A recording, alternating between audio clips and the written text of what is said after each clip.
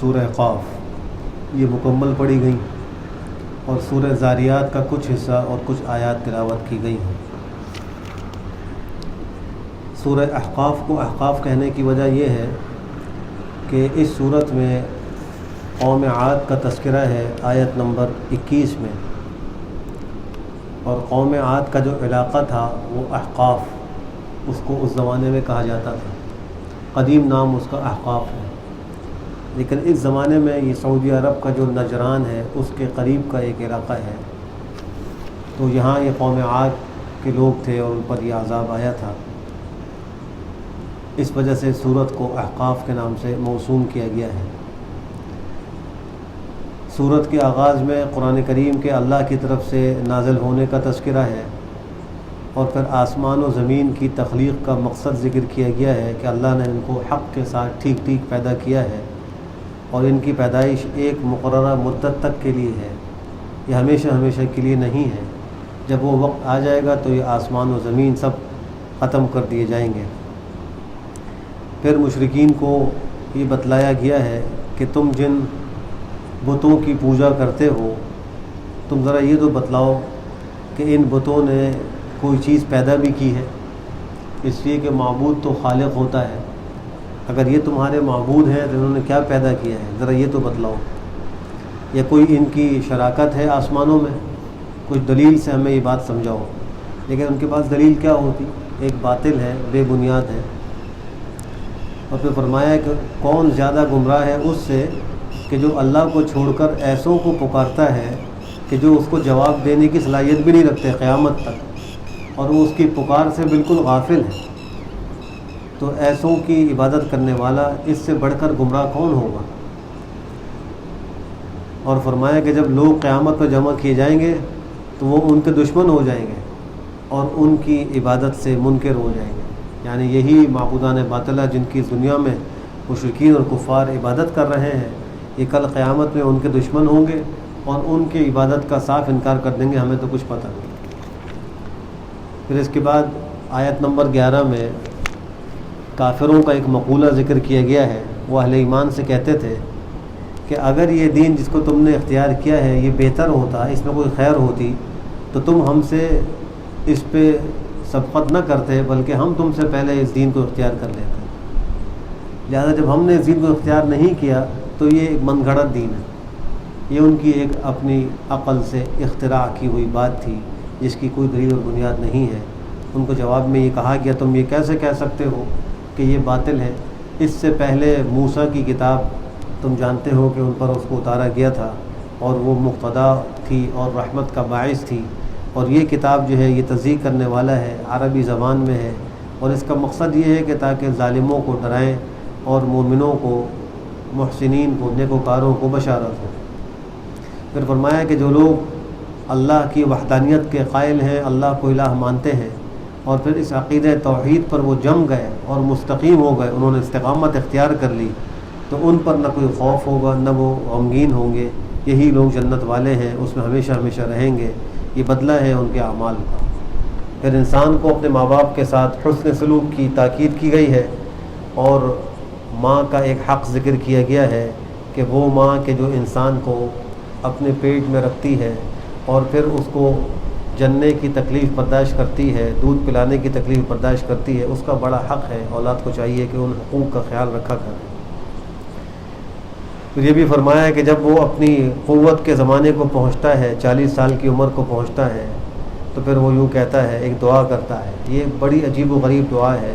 اس دعا کو یاد بھی کرنا چاہیے اور مانگنا بھی چاہیے، عربی میں یاد نہ ہو تو کم از کم اس کا ترجمہ ہی یاد کر کے اس کو مانگنا چاہیے۔ دعا یہ ہے، رب اوزعنی ان اشکر نعمتک التی انعمت علی وعلی والدی وان اعمل صالحا ترضاہ واصلح لی فی ذریتی انی تبت الیک وانی من المسلمین۔ اے میرے پروردگار، مجھے توفیق عطا کر کہ میں تیرے انعامات کا شکر ادا کروں جو تو نے مجھ پر کیے ہیں اور میرے ماں باپ پر کیے ہیں، اور یہ کہ میں عمل کروں نیک، یعنی اللہ مجھ کو توفیق عطا کر کہ میں نیک اعمال کروں جن سے آپ راضی ہوں، اور اے اللہ میرے لیے میری اولاد کی اصلاح فرما دے اور ان کو ٹھیک کر دے، بے شک میں رجوع ہوا آپ کی طرف اور میں فروبرداروں میں سے ہوں۔ یہ بڑی جامع دعا ہے، اس میں اللہ سے شکر کی توفیق کا سوال ہے اور اعمال صالحہ کے کرنے کا سوال ہے اور اپنی اولاد کی اصلاح اور ان کے درست ہونے کا سوال ہے۔ پھر اس کے بعد جو ہے وہ قوم عاد کا تذکرہ ہے کہ جب حضرت ہود علیہ السلام نے جو ان کے نبی تھے قوم عاد کو ڈرایا، اور ان سے پہلے بہت سے اللہ کے نیک بندے اور انبیاء گزر چکے تھے، ان سب کی ایک ہی دعوت تھی کہ تم اللہ کے سوا کسی کی عبادت مت کرو، اور یہ بھی کہا کہ مجھے تم پر ایک بڑے دن کے عذاب کا خطرہ ہے، یعنی قیامت کے عذاب کا خطرہ ہے۔ جواب میں ان کی قوم نے کہا کہ تم ہمارے پاس اس لیے آئے ہو تاکہ تم ہم کو ہمارے معبودان باطلہ سے الگ کرا دو، ہمارے پاس تم لے آؤ وہ جس کا تم ہم سے وعدہ کر رہے ہو، اگر تم سچے ہو عذاب لے آؤ۔ انہوں نے کہا کہ علم تو اللہ کے پاس ہے، عذاب کب آئے گا اس کا علم تو اللہ کے پاس ہے، اللہ جانتا ہے، اور میرا کام تو یہ ہے کہ تم کو پہنچاؤں وہ احکام جو اللہ نے مجھے دیے ہیں، لیکن میں تم کو ایک جاہل قوم خیال کرتا ہوں، تم بڑی جہالت کی باتیں کرتے ہو۔ پھر ان پر جب عذاب آیا تو وہ ایک بادل کی صورت میں آیا، اور ایک زمانے تک ان پر قحط رہا اور سخت گرمی کا موسم تھا۔ جب بادل آیا انہوں نے دیکھا تو فلما رأوه عارضا مستقبل اوديتهم، اپنے علاقوں کی طرف آتے ہوئے اس کو دیکھا تو وہ بولے کہ یہ تو وہ بادل ہے جو ہم پر برسنے والا ہے، حالانکہ حقیقت میں یہ وہ تھا جس کی وہ جلدی بچا رہے تھے، یہ عذاب الہی تھا۔ ریح فیہا عذاب علیم، وہ تو ایک طوفانی ہوا تھی جس میں عذاب علیم ہے۔ تدمر کل شیء بامر ربھا، ہر چیز کو توڑ پھوڑ کر رکھ دے، ہلاک کر کے رکھ دے اپنے پروردگار کے حکم سے۔ بس جب صبح ہوئی تو سوائے ان کی رہائشی مکانات کے کچھ نظر نہیں آتا تھا، سب تباہ و برباد ہو گئے۔ اللہ فرماتا ہے کہ ہم نے ان کو بڑی زمین میں جگہ دی تھی، ٹھہرنے کی بھی جگہ دی، ہم نے بڑی قوت بھی دی تھی، ان کو آنکھ اور کان اور دل بھی دیے تھے، لیکن ان کی آنکھ کان اور آنکھیں وغیرہ اور دل ان کے کچھ کام نہیں آ سکے، اس لیے کہ انہوں نے اللہ کی آیات کا انکار کر دیا تھا، اور جس چیز کا وہ مذاق اڑاتے تھے انہوں نے اس کو گھیر لیا، یعنی عذاب الہی، اور وہ ہلاک اور برباد ہو گئے۔ آپ علیہ السلام نے ہجرت کے سے پہلے طائف کا سفر فرمایا تھا۔ جب اہل مکہ نے آپ کی دعوت کو قبول نہیں کیا، آپ ان سے مایوس ہوئے، تو آپ نے کہا چلو طائف والوں کے پاس جاتا ہوں، یہ قریب کی بستی والے ہیں، شاید یہ قبول کر لیں۔ وہاں پہنچے تو اہل طائف نے بھی آپ کی دعوت کو قبول نہیں کیا اور آپ پر بڑا ظلم کیا، پتھر برسائے، آپ زخمی ہوئے۔ وہاں سے آپ بڑے ٹوٹے دل کے ساتھ واپس ہوئے۔ راستے میں ایک مقام آتا ہے، مقام نخلا، وہاں پہنچ کر آپ نے فجر کی نماز پڑھی۔ فجر کی نماز میں آپ تلاوت کر رہے تھے تو جنات کی ایک جماعت گزر رہی تھی، انہوں نے آپ کو نماز پڑھتے ہوئے دیکھا اور آپ کے اس کلام کو سنا جو آپ پڑھ رہے تھے، تو وہ ٹھہر گئے۔ انہوں نے کہا ساتھیوں سے ذرا خاموش ہو جاؤ، سنو یہ کیا پڑھ رہے ہیں۔ جب انہوں نے اس کو سنا تو اپنی قوم کو جا کر ڈرایا اور کہا کہ ہم نے ایک ایسی کتاب سنی ہے جو موسیٰ کے بعد نازل کی گئی ہے، اور وہ اپنے سے پہلی آسمانی کتابوں کی تصدیق کرنے والی ہے، اور حق کی رہنمائی کرتی ہے اور طریق مستقیم کی ہدایت کرتی ہے۔ اور پھر کہا کہ اے ہماری قوم، اس اللہ کے داعی کی دعوت کو قبول کر لو، اس پر ایمان لے آؤ، اللہ تمہارے گناہوں کو معاف کر دے گا اور تم کو عذاب علیم سے بچا لے گا۔ اور جو اللہ کے اس داعی کی دعوت کو قبول نہیں کرے گا تو وہ زمین میں اللہ کو عاجز کرنے والا نہیں ہے، نہ اللہ کے سوا کوئی اس کے مددگار ہوں گے، یہی لوگ کھلی گمراہی میں ہیں۔ تو جب اہل طائف نے نہیں مانا، اللہ نے جنات کو توفیق دے دی، انہوں نے اسلام قبول کر لیا، اور پھر کئی وفود آپ کی خدمت میں آئے، اور آپ کی خدمت میں آنے کے بعد انہوں نے اسلام کو اظہار کیا، مسلمان ہو گئے۔ تو سورہ محمد ہے، اس کو محمد کے نام سے اس لیے موسوم کیا گیا ہے کہ اس کی دوسری آیت ہی میں آپ صلی اللہ تعالیٰ علیہ وسلم کا نامی ذکر ہے۔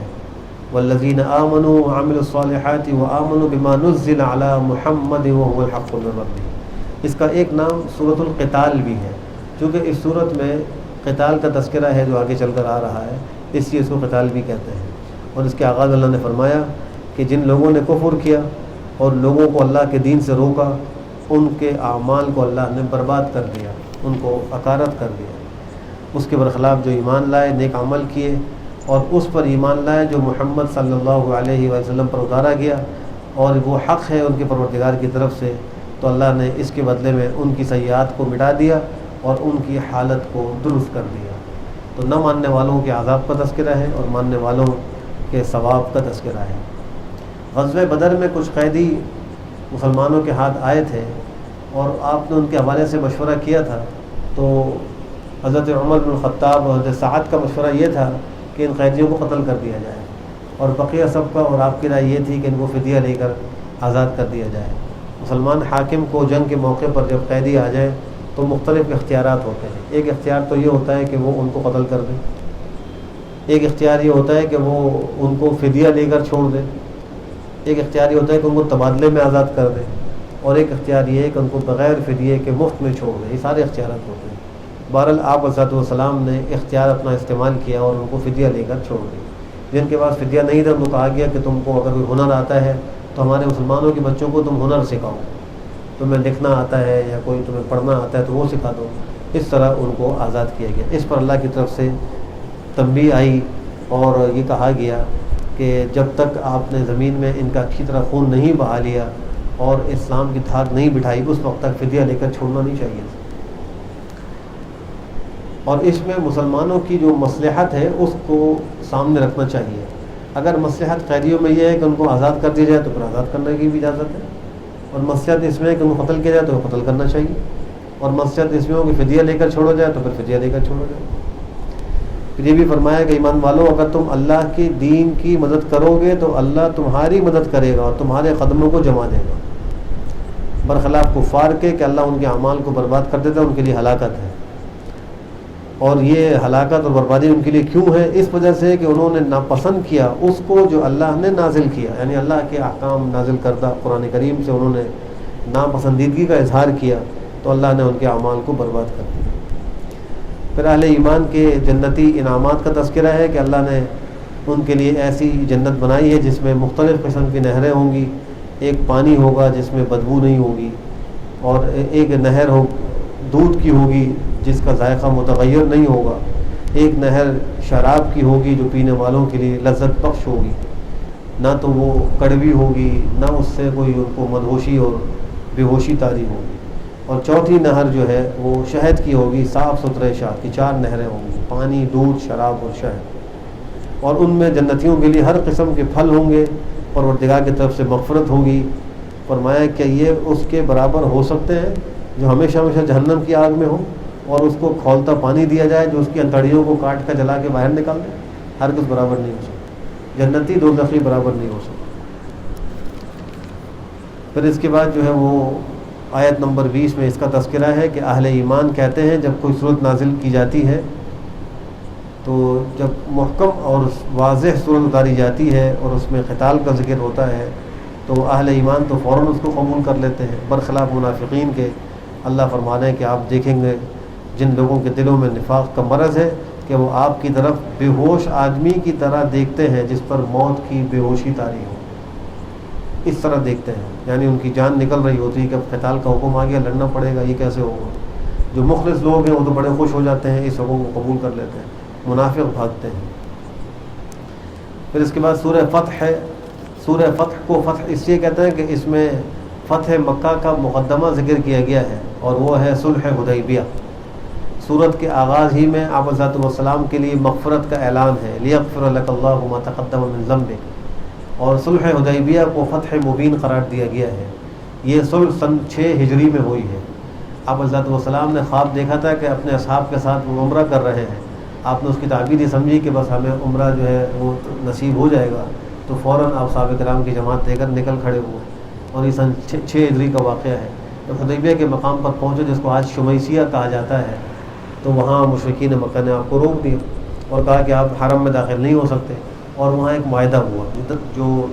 10 سال کے لیے تھا۔ اس معاہدے کے اندر کچھ شرطیں ایسی بھی تھیں جو بڑی دب کر کی گئی تھیں۔ مثلا اس میں ایک شرط یہ تھی کہ اگر مکہ سے کوئی مسلمان ہو کر مدینہ منورہ آئے گا تو اس کو واپس کیا جائے گا، اور اگر مدینہ منورہ سے کوئی آئے گا مکہ تو پھر اس کو واپس نہیں کیا جائے گا۔ اس قسم کی شرائط بھی تھی۔ تو صحابہ کرام کے دل بھی بڑے اس میں تنگ ہو رہے تھے، یہاں تک کہ عمر فاروق نے یوں کہہ دیا تھا کہ ہم حق پر نہیں ہیں، ہم کیوں دب کے صلح کر رہے ہیں، کہ ہمارا دین حق نہیں ہے، یعنی ہمیں سے مخالفت نہیں کرنی چاہیے۔ لیکن آپ علیہ السلام اللہ کے حکم سے جو دیکھ رہے تھے وہ سب کو نظر نہیں آ رہا تھا کہ آئندہ چل کر یہی صلح مکہ مکرمہ کی فتح کا باعث ہوگا، اس لیے اللہ نے اس کو فتح مبین سے تعبیر بھی کیا ہے، انا فتحنا لک فتحا مبینا۔ تو تو اس صلح حدیبیہ کے جب دستاویز کو لکھا جا رہا تھا تو اس میں حضرت علی کرم اللہ تعالیٰ وجہ کاتب سے لکھ رہے تھے. اس میں لکھا کہ بسم اللہ الرحمن الرحیم. مشرکین نے کہا رحمان رحیم کون ہے ہم نہیں جانتے, یہ نہیں لکھا جائے, اس کو کاٹ دو, لکھو بسمک اللہم, بس یہ. پھر آپ کا نام لکھا محمد رسول اللہ, تو کہا کہ رسول اللہ ہم کو مانتے ہی نہیں ہے, یہ کیوں لکھا گیا, اس کو کاٹو. عقل نہیں فرمایا تو میں نہیں کاٹ سکتا. اپنے ہاتھ سے تو قلم زد نہیں کیا, پھر آپ نے خود اس کو مٹوایا اور پھر وہاں لکھا گیا محمد بن عبداللہ. اس حد تک مشرکین نے سختی کا مظاہرہ کیا تھا. بہرحال وہاں آپ جب رہے, انہوں نے عمرہ نہیں کرنے دیا, احرام میں آپ تھے, معاہدہ ہو گیا, تو آپ نے اپنی جو حدید کے جانور تھے ان کو قربان کر کے آزاد ہو گئے اور واپس ہو گئے. اور ان شرائط نامے کے اندر ایک شرط یہ بھی تھی کہ آئندہ سال ذوالقعدہ کے مہینے میں سن 7 ہجری میں 3 دن کے لیے آئیں گے اور عمرہ کریں گے. چنانچہ آپ اس معاہدے کے مطابق سن 7 ہجری میں ذوالقعدہ کے مہینے میں تشریف لے گئے, 3 دن وہاں قیام فرمایا, عمرہ کیا, اور اس کو کہتے ہیں عمرۃ القضاء کا سال. جو عمرہ قضا ہوا تھا سن 6 ہجری کا, احرام باندھنے کی وجہ سے لازم ہو چکا تھا اور اس کو ادا نہیں کیا گیا تھا, اس کی قضا لازم تھی, تو آپ نے اس کی قضا فرمائی صحابہ کرام کے ساتھ, اور 3 دن وہاں پر رہے, پھر واپس ہوئے. پھر اس صورت کے آغاز ہی میں مومنین کے لیے آخرت میں جو اللہ نے نعمتیں تیار کی ان کا تذکرہ ہے, اور منافقین مرد و عورتوں, مشرکین مرد و عورتوں میں جو عذاب ہے اس کا تذکرہ ہے, اور پھر آپ صلی اللہ علیہ وسلم کی کچھ صفات کا تذکرہ ہے کہ آپ شاہد ہیں, مبشر اور نذیر ہیں. اور پھر صلح حدیبیہ کے سال میں جو آپ نے بیعت رضوان فرمائی تھی اس کا تذکرہ ہے. چونکہ حضرت عثمان ابن عفان کو بھیجا گیا تھا مکہ مکرمہ بات چیت کے لیے مشرکین کے ساتھ, تو وہاں مشہور ہی ہو گیا کہ انہوں نے ان کو شہید کر دیا ہے. اس خبر کے پہنچنے پر آپ نے ایک درخت کے نیچے صحابہ کرام سے اس بات پر بیعت لی کہ ہم عثمان کے قاتلوں سے انتقام لیں گے, اور موت پر بیعت لی گئی تھی. سارے صحابہ نے آپ سے بیعت کی تھی. تو اس درخت کو شجر رضوان اور شجر بیعت کہا جاتا ہے. اس کا تذکرہ جو ہے آیت نمبر 10 میں کیا گیا ہے. اور پھر اس کا بھی تذکرہ ہے کہ اللہ سبحانہ و تعالیٰ ان مومنوں سے راضی ہو گئے جنہوں نے آپ صلی اللہ علیہ وسلم سے بیعت کی تھی درخت کے نیچے, اور اللہ نے ان پر سکینہ بھی نازل کی اور ان کو بدلے میں فتح قریب عطا فرمائی جو مکہ مکرمہ کی صورت میں تھی, اور بہت بڑی غنیمتیں بھی عطا فرمائی جن کو وہ لیتے ہیں. اور پھر یہ فرمایا کہ چونکہ اس صلح کے سال میں کچھ قیدی کفار کے مسلمانوں کے قبضے میں تھے اور کچھ مسلمان ان کے قبضے میں آ گئے تھے, اللہ نے دونوں کے قیدیوں کو ایک دوسرے کے ہاتھ سے قتل ہونے سے بچایا. تو اس کا تذکرہ بھی کیا گیا ہے آیت نمبر 24 میں کہ اللہ وہ ذات ہے جس نے ان کے ہاتھوں کو تم سے روکا اور تمہارے ہاتھوں کو ان سے روکا بطن مکہ میں, بعد اس کے کہ تم ان پر غالب آ چکے. تو اس طریقے سے جو قیدی تھے ان کو قتل نہیں کیا گیا, اور پھر وہ ایک دوسرے قیدی تبادلے میں رہا کیے گئے. اور پھر صورت کے آخر میں آپ کے اس خواب کا تذکرہ ہے جو اللہ نے آپ کو سچ کر دکھایا. یہ وہی خواب تھا جو آپ نے عمرے کا دیکھا تھا, اور اس کی بنیاد پہ عمرے کے لیے تشریف لے گئے تھے. صلح حدیبیہ کا واقعہ ہوا, اور پھر اس کے بعد جو ہے وہ آپ صلی اللہ علیہ وسلم کے ہدایت اور دین حق لے کر مبعوث ہونے کا تذکرہ ہے, اور اس بات کا بھی تذکرہ ہے تاکہ اللہ اس دین کو تمام ادیان پر غالب کر دے. لیظہرہ علی الدین کلہ, اللہ نے پیغمبر کو دین دے کر اس لیے بھیجا ہے تاکہ اس کو تمام ادیان پر غالب کر دے, اور اللہ اس پر گواہ کافی ہے. پھر آپ صلی اللہ علیہ وسلم کا دوبارہ نام ذکر کیا گیا ہے. مشرکین مکہ نے معاہدہ نامے میں آپ کا نام کٹوایا تھا اور کہا تھا کہ ہم ان کو نہیں مانتے, اللہ کے رسول کو کاٹا جائے. اللہ نے اس کے بدلے میں آپ کا نام قرآن کریم میں ذکر کر دیا جو قیامت تک سنا جائے گا, پڑھا جائے گا, اور اس کے ایک ایک حرف پر اللہ 10 نیکیاں عطا فرمائیں گے. آپ کے اصحاب کی صفات کا تذکرہ ہے کہ جو لوگ آپ کے ساتھ ہیں کفار پر بڑے سخت ہیں, آپس میں بڑے رحم دل ہیں, اور آپ ان کو دیکھتے ہیں کہ وہ رکوع سجدے میں ہوتے نماز پڑھتے ہیں, اللہ کے فضل کو تلاش کرتے ہیں, اللہ کی رضا کی طلبگار ہیں, اور ان کے چہروں پر سجود کے نشانات ہیں, اور ان کی مثالیں تورات و انجیل کے اندر بھی ذکر کی گئی ہیں. پھر سورہ حجرات ہے, یہ مدنی صورت ہے. اس کو حجرات اس سے کہتے ہیں کہ حجرے کی جمع حجرات, حجرہ کہتے ہیں کمرے کو, کیونکہ آپ صلی اللہ علیہ وسلم کے حجرات کا تذکرہ ہے کہ ان کے ارد گرد آواز اونچی کرنا بے ادبی ہے, اس سے منع کیا گیا ہے. پیغمبر کے سامنے آگے بڑھنا اور آپ کے سامنے آواز کو اونچا کرنا, ایسے ہی اب آپ کے روضہ مبارکہ کے قریب شور شرابہ کرنا یہ سب بے ادبی اور گستاخی میں آتا ہے، اس سے بچنا چاہیے، چونکہ ہمارا عقیدہ یہی ہے کہ آپ صلی اللہ تعالی وسلم اپنی قبر مبارک میں حیات ہیں، اور آپ ہمارا پڑھا ہوا درود شریف سنتے ہیں جب وہاں کو پڑھا جائے، اور جب کہیں اور پڑھا جائے تو فرشتے آپ کی خدمت میں پہنچاتے ہیں، اور آپ کے والصلاۃ والسلام جو ہم پڑھتے ہیں اس کا آپ کا جو جواب ہے وہ بھی وہ دیا جاتا ہے، اور پھر وہ اس کا ثواب لکھا جاتا ہے۔ تو اس لیے ادب یہی ہے کہ پیغمبر کی مجلس پہ جیسے آواز کو پست رکھنا چاہیے، ایسے ہی آپ کے روضہ مبارک کے قریب بھی آواز کو پست رکھنا چاہیے۔ علماء نے اس سے مطلب بھی مستنبط کیا ہے کہ دینی مجالس میں جب دینی گفتگو ہو رہی ہو تو وہاں بھی ادب کا تقاضا یہ ہے کہ خاموشی سے اس کو سنا جائے اور شور نہ کیا جائے۔ اگر کوئی سوال ہو تو وہ بھی ایسے شور کے انداز میں نہ پوچھا جائے، نہ سوال کیا جائے جس سے مجلس کا ایک ادب متاثر ہو، بلکہ قریب آ کر اکیلے میں وہ سوال کر لیا جائے، یہ بہتر طریقہ ہے اور مجلس کے آداب میں سے ہے۔ اس صورت کے اندر بہت سے معاشرتی احکام ذکر کیے گئے ہیں، ان میں ایک حکم یہ ہے کہ جب کوئی فاسق خبر لے کر آئے تو اس کی تحقیق کر لیا کرو۔ کوئی گناہ گار، فاسق یا بد کردار قسم کا آدمی کوئی خبر لائے تو اس کی خبر پر یقین نہ کرو، پہلے اس کی تحقیق کرو، ہو سکتا ہے کہ غلط خبر ہو۔ اسی طریقے سے ایک حکم یہ بھی ہے کہ اگر دو جماعتوں میں آپس میں جھگڑا ہو جائے تو اس کے درمیان صلح کی کوشش کی جائے، مصالحت کی کوشش کی جائے۔ اور یہ بھی کہا گیا ہے کہ مسلمان آپس میں بھائی بھائی ہیں، مسلمانوں کے آپس میں اصلاح کی کوشش کرنی چاہیے، اور ہر وہ کام کہ جس کی وجہ سے دلوں میں عداوت اور نفرت پیدا ہو، مثلا مذاق اور ٹھٹا، کسی کی غیبت وغیرہ، ان سے بچنا چاہیے، اس کا حکم بھی اسی صورت میں ہے۔ برے القاب سے پکارنا، اس سے بھی منع کیا گیا ہے، ناموں کو بگاڑنا نہیں چاہیے۔ اور بدگمانی سے بچنے کا حکم ہے، لوگوں سے اچھا گمان رکھنا چاہیے۔ ظنوا بالمؤمنین خیرا، بدگمانی پر کل قیامت میں دلیل کا مطالبہ ہوگا کہ تم نے جو فلاں کے بارے میں بدگمانی کی ہے تو اس پر دلیل لے کر آؤ، اور اچھے گمان پر اجر ملے گا۔ اور مسلمان کے کسی بھی کام کے اندر کوئی ایسی بات بھی اگر بظاہر محسوس ہو تو مثبت پہلو تلاش کر کے اس کو سامنے رکھنا چاہیے، دل کو صاف رکھنا چاہیے۔ پھر فرمایا کہ ہمیں تم کو مرد و عورت سے پیدا کیا ہے اور تم کو مختلف قبائل اور جماعتوں میں تقسیم کیا ہے تاکہ تمہارا تعارف رہے۔ یہ تفاخر کے لیے نہیں ہے، یہ تعارف کے لیے ہے۔ کسی کو عربی بنایا، کسی کو عجمی بنایا،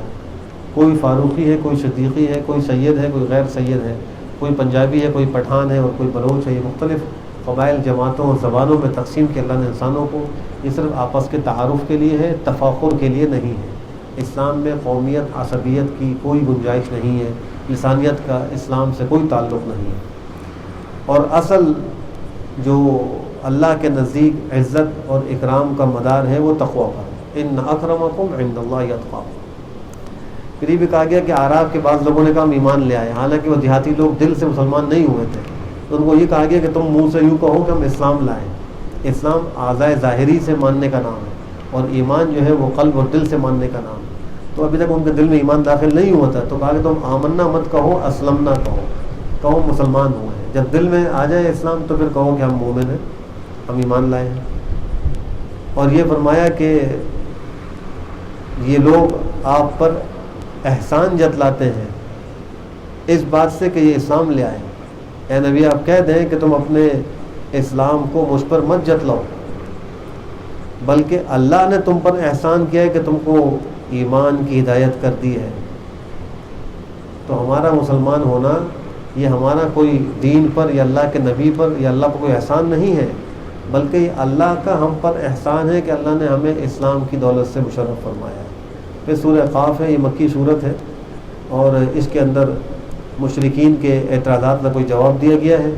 اور پھر اسی طریقے سے مختلف اقوام کا تذکرہ ہے، اس میں قوم نوح اور قوم سمود، قوم عاد، قوم فرعون اور قوم لوط اور اصحاب الایکہ، ان سب کا تذکرہ کیا گیا ہے۔ اور یہ ذکر کیا گیا ہے کہ انسان جو ہے اس کو ہم نے پیدا کیا ہے اور ہم اس کے شرک سے بھی زیادہ قریب ہیں، اور موت کا تذکرہ ہے اور آخرت کا تذکرہ ہے، اس میں جہنم کا بھی تذکرہ ہے۔ فرمایا کہ ہر شخص کے ساتھ دو ہم نے فرشتے لگائے ہوئے ہیں جو کرامن کاتبین کے نام سے موسوم ہیں، وہ اس کے منہ سے نکلی ہوئی باتوں کو لکھتے ہیں۔ اچھائی لکھنے والا سیدھے ہاتھ پر ہوتا ہے، برائی لکھنے والا الٹے ہاتھ پر ہوتا ہے۔ ان میں امیر جو ہے وہ سیدھے ہاتھ والا ہے۔ جب کوئی آدمی نیکی کا ارادہ کرتا ہے تو ارادے پر ہی وہ فرشتہ نیکی لکھ لیتا ہے اور عمل کرنے پر 10 گناہ لکھتا ہے۔ اور جب گناہ کا کوئی ارادہ اور تقاضا پیدا ہوتا ہے تو وہ گناہ کا فرشتہ اس سے پوچھتا ہے، وہ لکھنے والا کہ کیا میں اس کا گناہ لکھ لوں؟ تو وہ کہتا ہے کہ نہیں مت لکھو، اس نے تو ابھی خالی ارادہ کیا ہے، گناہ نہیں کیا، اس کو روکتا ہے۔ تو نیکی کے ارادے پر ثواب لکھا جا رہا ہے، گناہ کے ارادے پر گناہ نہیں لکھا جا رہا۔ پھر جب وہ شخص اس ارادے کو عملی جامہ پہنا کر گناہ کر لیتا ہے، اب وہ فرشتہ پوچھتا ہے میں لکھ لوں؟ وہ کہتا ہے ابھی مت لکھو، شاید توبہ کر لیں۔ لیکن جب وہ توبہ بھی نہیں کرتا تو پھر کہتا ہے کہ ہاں لکھ لو، اس گناہ کے بدلے میں ایک گناہ لکھ لو۔ یہ اللہ کی اپنے بندوں پر اتنی بڑی مہربانی ہے کہ امیر ان میں نیکی کے فرشتے کو بنا دیا ہے۔ تو ہمارے لیے موقع ہے، یہ آخری عشرہ ہے، توبہ بھی کریں، گناہوں کو چھوڑنے کا عزم بھی کریں۔ پھر فرمایا کہ جہنم کو ہم کہیں گے کیا تمہارا پیٹ بھر گیا؟ وہ کہے گے نہیں، اور چاہیے۔ وتقول هل من مزید۔ جہنم کا پیٹ جو ہے گناہ گاروں سے نہیں بھرے گا، وہ اور زیادہ کا سوال کرے گی۔ تو اللہ سبحانہ و تعالیٰ اپنی ایک خاص تجلی اس پر فرمائیں گے، جس کے بعد وہ کہے گی قط قط قط، بس اب بس بس میرا پیٹ بھر گیا۔ اللہ ایسا نہیں کریں گے کہ کسی بے گناہ کو پکڑ کے جہنم میں ڈال کے جہنم کا پیٹ بھر دیں۔ گناہ گار ہی جہنم میں جائیں گے، اور پھر جب اس کا پیٹ نہیں بھرے گا تو اللہ اپنی تجلی خاص سے اس کا وہ ازالہ کر دیں گے اور اس کا پیٹ بھر جائے گا۔ متقین کے لیے جنت کا تذکرہ ہے، اور سورت کے بالکل آخر میں فرمایا کہ قرآن کریم کے ذریعے سے آپ نصیحت کیجئے اس کو جو اللہ کی وعید سے ڈرتا ہے۔ اللہ کی وعید سے جس کو ڈر ہے تو قرآن کریم اس کے لیے بہترین نصیحت ہے۔ پھر سورۃ ذاریات ہے، یہ مکی سورت ہے، اس میں چند مخلوقات کی قسمیں کھائی گئی ہیں۔ ان میں ہواؤں کی قسم ہے جو خس و خاشاک اڑانے والی ہیں، اور اسی طریقے سے بوجھ اٹھانے والی کشتیوں کی قسم ہے، اللہ کے حکم سے کاموں کو تقسیم کرنے والے فرشتوں کی قسم ہے۔ اللہ نے غیروں کی یہ قسمیں کھائی ہیں، ایک تو کلام عرب کے دستور کے مطابق کھائی ہیں، اور دوسرے ان قسموں کے بعد آنے والے کلام میں تاکید و مضبوطی پیدا کرنے کے لیے فرمایا کہ انما توعدون لصادق، جس چیز کا تم سے وعدہ کیا جا رہا ہے وہ سچی بات ہے، یعنی آخرت حق ہے، اللہ کے سامنے پیشی حق ہے۔ اور پھر صورت میں اہل ایمان کی صفات کا بھی تذکرہ ہے، متقین کے انجام کا بھی تذکرہ ہے۔ اہل ایمان وہ ہیں جو رات کو کم سوتے ہیں، اللہ کی عبادت میں زیادہ وقت گزارتے ہیں، اور سحری کے بعد استغفار بھی کرتے ہیں۔ صدیقہ عائشہ نے آپ سے عرض کیا تھا کہ نیکی اور تہجد پڑھنے کے بعد استغفار کا کیا مطلب ہے؟ جو نیکی کی استغفار تو گناہ کے بعد ہوتا ہے۔ تو آپ نے فرمایا کہ چونکہ بندہ اللہ کی بات کا حق ادا نہیں کر سکتا تو اس کوتاہی پر وہ استغفار کرتے ہیں۔ اور ایک وجہ بھی ذکر کی کہ اپنے اموال میں انہوں نے سائل اور محروم دونوں قسم کے لوگوں کے لیے حق رکھا ہے، ان پر مال خرچ کرتے ہیں۔ اور فرمایا کہ زمین کے اندر اللہ پر یقین کرنے والوں کے لیے بڑی بڑی نشانیاں ہیں۔ پھر حضرت ابراہیم علیہ السلام کے مہمانوں کا بھی تذکرہ ہے جو 2 سبب لے کر آئے تھے، ایک تو ان کو بیٹے کی بشارت دینے کے لیے آئے تھے، دوسرے قوم مجرم قوم لوط پر ہلاک دینے کے لیے آئے تھے۔ آئندہ کل ہمارا جو ہے یہ خلاصے کا درس نہیں ہوگا، میرا ایک جگہ بیان ہے جس کی وجہ سے ہم آج کچھ یہ حصہ 27ویں سپارے کا خلاصہ بھی ذکر کر دیتے ہیں، اور بقیہ جو 1.5 سپارے کے قریب کا خلاصہ ہو انشاءاللہ پرسوں ذکر کر دوں گا۔ تو سورۃ ذاریات کے اندر اللہ سبحانہ و تعالیٰ نے آسمان کی مضبوطی کا بھی ذکر کیا ہے، اور زمین کو بچھانے کا بھی ذکر کیا ہے کہ فرمایا کہ ہم نے آسمان کو بڑا مضبوط بنایا ہے، اور ہر چیز کا ہم نے جوڑا پیدا کیا ہے۔ جیسے مرد ہے تو اس کا جوڑا عورت ہے، ایسے ہی اگر کوئی چیز کھٹی ہے تو میٹھی بھی چیز پیدا کی ہے، ایسے ہی جو ہے وہ زمین و آسمان یہ ایک دوسرے کی ضد ہے، اور درختوں کے اندر بھی میل و فیمیل یہ سب اللہ سبحانہ و تعالیٰ کی قدرت کی نشانیاں ہیں۔ اور پھر فرمایا کہ اصل رزاق اور قوت والا وہ اللہ ہی ہے، اور اللہ جو ہے وہ اپنے نبی کو یہ فرما رہے ہیں کہ آپ ان کو صاف صاف کہہ دیں تم سے میں روزی کا سوال نہیں کرتا، میں تم سے کھانا نہیں مانگتا، میں تم کو خالی دین پہنچاتا ہوں، اور اس کا یعنی تم سے وہ امید کرتا ہوں کہ تم میری اس بات کو قبول کر لو گے اور ایمان جاؤ گے، بس یہ میرا مقصود ہے۔ اور فرمایا کہ جن اور انس کی پیدائش کا مقصد وہ عبادت ہے، وما خلقت الجن والانس الا لیعبدون۔ پھر سورہ طور ہے، مکی سورت ہے، اور طور کو طور اس لیے کہتے ہیں کہ اس کے آغاز ہی میں طور کی قسم کھائی گئی ہے، طور ایک پہاڑ کا نام ہے، اس کی اللہ نے قسم اٹھائی ہے۔ اور اس کے بعد پھر کتاب مستور اور پھیلے ہوئے اوراق ان کا تذکرہ ہے، لکھی ہوئی کتاب کی قسم ہے، بیت معمور کی قسم ہے، آسمان کی جو اونچا چھت ہے اس کی قسم اللہ نے اٹھائی ہے، اور ان سب کے بعد فرمایا کہ آپ کے پروردگار کا عذاب واقع ہونے والا ہے، اس پہ کوئی دفع کرنے والا نہیں ہے۔ جبیر بن مطعم جب آپ کے پاس آیا تھا اور اس کا مقصد وہ جو قیدی تھے بدر کے میدان میں قید ہوئے تھے ان کی رہائی کا سوال کرنا تھا، جب آپ کے پاس پہنچا تو آپ مغرب کی نماز پڑھ رہے تھے اور سورہ طور ہی پڑھ رہے تھے۔ جب یہ آیتیں آپ نے پڑھی ان عذاب ربک لواقع ما له من دافع، تو اس کے دل پہ ایسا اثر ہوا کہ وہ قیدیوں کی بات چھوڑ کر آپ کی خدمت میں آ کر مسلمان ہو گیا، اس نے اسلام قبول کر لیا۔ تو اللہ سبحانہ و تعالیٰ نے اس کے اندر اپنی قدرت کی کچھ دلیلیں بھی ذکر فرمائی ہیں، اور مشرکین کے جو معبودان باطلہ ہیں ان کی تردید بھی کی گئی ہے، اور ان کے کچھ عقائد ذکر کر کے ان کا رد کیا گیا ہے۔ ان کے عقائد میں ایک یہ بھی تھا کہ وہ اعتراض کرتے تھے کہ یہ نبی جو ہے وہ شاعر ہے۔ اللہ نے اس کے جواب میں فرمایا کہ تم پیغمبر پر یہ الزام لگاتے ہو، آپ ان کو کہہ دیں کہ تم انتظار کرو، عذاب الہی کا انتظار کرو، میں بھی تمہارے ساتھ انتظار کر رہا ہوں۔ اور یہ بھی ان سے مطالبہ کیا گیا ہے اگر تم یہ سمجھتے ہو کہ قرآن کریم گھڑ کر لایا ہے، یہ ان کا ایک عقیدہ تھا اور ان کا ایک اعتراض تھا، تو کہا کہ تم جو ہے اس پہ کوئی دلیل لاؤ،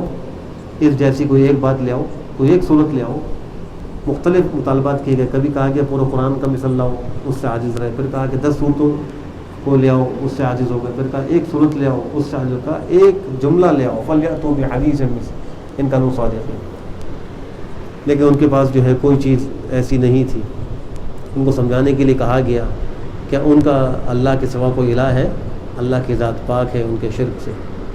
اور سورت کے آخر میں آپ علیہ السلام کو ان کی تکلیفوں پر صبر کا حکم دیا گیا ہے اور عبادت کا حکم دیا گیا، رات کے وقت بالخصوص کہ اپنے پروردگار کی تسبیح کیجیے۔ اس کے بعد سورہ نجم ہے، اور چونکہ نجم کا معنی ستارہ ہے، اس کے آغاز ہی میں ستاروں کی قسم اٹھائی گئی ہے، اور آپ علیہ السلام کے مقام کو ذکر کیا گیا ہے۔ معراج کا تذکرہ ہے، معراج پر اللہ نے آپ کو جو قرب خاص عطا فرمایا تھا، جس میں آپ یکتا اور بے مثال ہیں، کسی اور کو یہ مقام ابھی تک حاصل نہیں ہوا، اس کا تذکرہ ہے۔ پھر یہ بھی فرمایا کہ آپ جو کچھ کہتے ہیں وحی الہی سے کہتے ہیں، اپنی طرف سے کوئی بات نہیں کرتے۔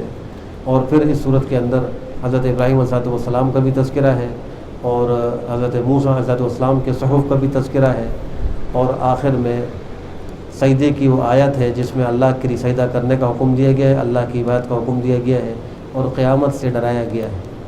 پھر سورہ قمر ہے، مکی صورت ہے، اور اس کو قمر اس لیے کہتے ہیں کہ اس میں چاند کا تذکرہ ہے اور اس کے شق کا تذکرہ ہے۔ مشرکین نے آپ سے ایک معجزے کا سوال کیا تھا، اگر آپ نبی ہیں تو آپ چاند کو 2 ٹکڑے کر کے دکھائیں، تو آپ نے انگشت مبارک کے اشارے سے اس کو 2 ٹکڑے کر دیا۔ یہ ایک معجزہ تھا، اس کو شق قمر کا معجزہ کہا جاتا ہے۔ اس کے بعد بھی وہ ایمان لے کر نہیں آئے۔ اللہ نے اس صورت کے آغاز میں اسی بات کا تذکرہ فرمایا ہے کہ قیامت قریب آ گئی ہے، چاند جو ہے وہ ٹکڑے ہو گیا ہے، اور اگر یہ لوگ ہر قسم کی نشانیاں بھی دیکھ لیں تو بھی اعراض کرتے رہیں گے اور یہ کہتے رہیں گے یہ تو ایک لمبا جادو ہے۔ انہوں نے اس شق قمر کو بھی جادو قرار دے دیا اور ایمان لے کر نہیں آئے۔ پھر اس کے بعد اللہ سبحانہ و تعالیٰ نے مختلف انبیاء کا تذکرہ کیا ہے، ان انبیاء میں اور ان کی اقوام کا تذکرہ ہے۔ حضرت صالح کی قوم سمود کا تذکرہ ہے، حضرت ہود کی قوم عاد کا تذکرہ ہے، اور حضرت نوح کی قوم نوح کا تذکرہ ہے، قوم لوط کا تذکرہ ہے، اور ان پر جو عذابات آئے اللہ نے ان کا بھی ذکر فرمایا۔ قوم سمود پر چیخ کا عذاب آیا، قوم عاد پر ہواؤں کا طوفان کا عذاب آیا، اللہ نے ان پر تیز ہواؤں کو بھیجا تھا۔ قوم لوط پر پتھروں کی بارش ہوئی ہے، قوم نوح پر سیلاب آیا ہے، اور قوم فرعون اس کا بھی تذکرہ ہے آخر میں کہ ان پر جو ہے وہ اللہ کی طرف سے غرق کا عذاب آیا اور وہ سمندر میں غرق ہو گئے۔ اللہ سبحانہ و تعالی ہمیں بہتر عمل کی توفیق نصیب فرمائے۔ الحمدللہ رب العالمین والعاقبۃ للمتقین والصلاة والسلام علی خیر خلقہ محمد وعلی آلہ وصحبہ اجمعین۔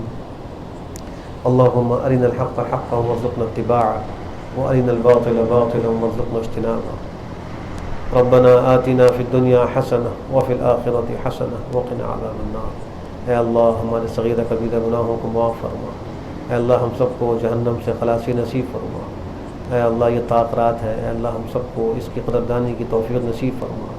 شب قدر بلا استحقاق نصیب فرما، اس میں عبادت کی توفیق نصیب فرما، اے اللہ ہر قسم کے منکرات، ہر قسم کی فحش باتوں اور کاموں سے ہماری حفاظت فرما، اے اللہ ہم جملہ گناہوں سے توبہ کرتے ہیں، ہماری توبہ کو قبول فرما، اے اللہ ہم توبہ کرتے ہیں پھر توبہ ٹوٹ جاتی ہے، اے اللہ ہم پر رحم فرما، ہمیں توبہ پر استقامت نصیب فرما، اے اللہ بیماروں کو شفا نصیب فرما، اے اللہ صحت مندوں کی صحت کی حفاظت فرما، اے اللہ جملہ مرحومین کی کامل مغفرت فرما، ان کے درجات کو بلند فرما، صغائر و کبائر کو معاف فرما۔ اے اللہ جو بے اولاد ہیں ان کو نیک صالح اولاد نصیب فرما۔ اے اللہ جو صاحب اولاد ہیں ان کی اولاد کو نیک صالح بنا، فرما بردار بنا۔ اے اللہ اولاد کو ماں باپ کے حقوق ادا کرنے کی توفیق نصیب فرما۔ اے اللہ ان کے ساتھ حسن سلوک کی توفیق نصیب فرما۔ اے اللہ ان حاضرین و حضرات کے دلوں میں جو بھی جائز خواہش ہے اس کو غیب سے پورا فرما، ہر مشکل کو حل فرما، تمام نیک مقاصد میں کامیاب و کامران فرما۔ ہماری دعاؤں کو محض اپنے فضل و کرم سے قبول فرما۔ سبحان ربک رب العزة عما یصفون وسلام علی المرسلین والحمد للہ رب العالمین، وصلی اللہ وسلم علی خیر خلقہ محمد وعلی آلہ وصحبہ اجمعین برحمتک یا ارحم الراحمین۔